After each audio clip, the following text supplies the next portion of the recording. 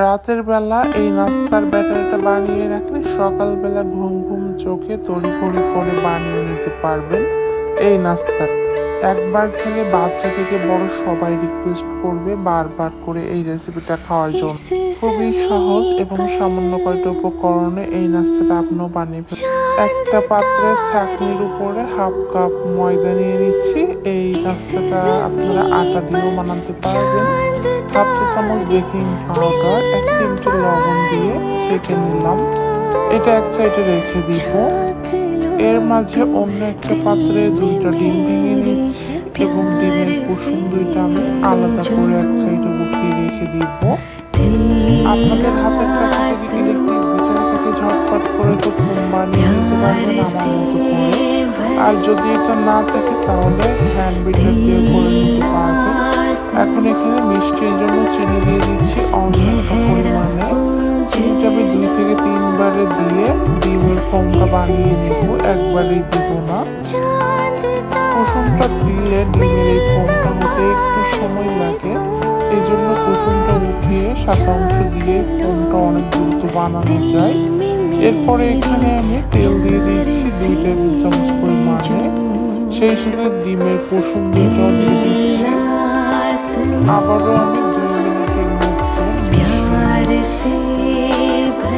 যারা ডিমের ফ্লেভার পছন্দ করেন না তারা এখানে ভ্যানিলা এসেন্স দিয়ে দেবেন হাফ চা চামচ পরিমাণে। এরপর আবার একটু মিশিয়ে নিয়েছি। এ পর্যায়ে বিট করা হয়ে গেছে।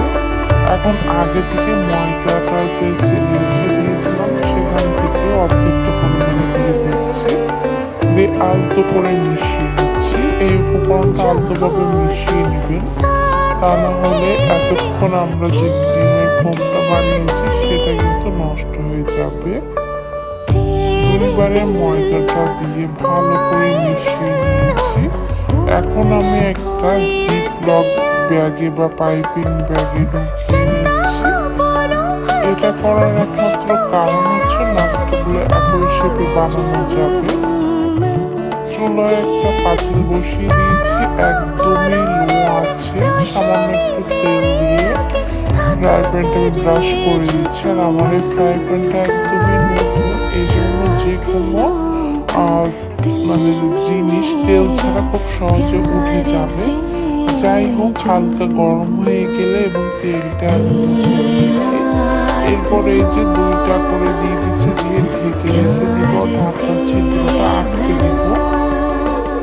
আমার এখানে যে গ্যাসের চুলাটা এটাতে লো আছে, অনেক বেশি তাপ, তারপরও কিন্তু বেশি একটা সময় লাগেনি। আর কিছু কিছু চুলা আছে চুলার আঁচটা একদমই কম থাকে এবং হালকা তাপ লাগে, তো এই জন্য আমার কিন্তু একটু হালকা হালকা পুড়ে পুড়ে গেছে। উল্টে দেওয়ার পরে আমি 2 মিনিটের মতো রেখে দিয়েছিলাম, এই যে হয়ে গেছে। তো এইভাবে করে সবগুলো নাস্তা বানিয়ে নেব। আর এটা কিন্তু আগের দিন রাতে বানিয়ে নর্মাল ফ্রিজে রেখে দিতে পারবেন। সকালবেলা উঠে ঘুম ঘুম চোখে বাচ্চাদের কিংবা বড়দের বানিয়ে দিতে পারবেন। হাতের নাগালে যদি এই উপকরণ কয়টা থাকে তাহলে ঝটপট বানানো হয়ে যায়, আর বেলাবেলির কোনো ঝামেলা থাকে না। আর এই ধরনের নাস্তা বাচ্চারা খুবই পছন্দ করে।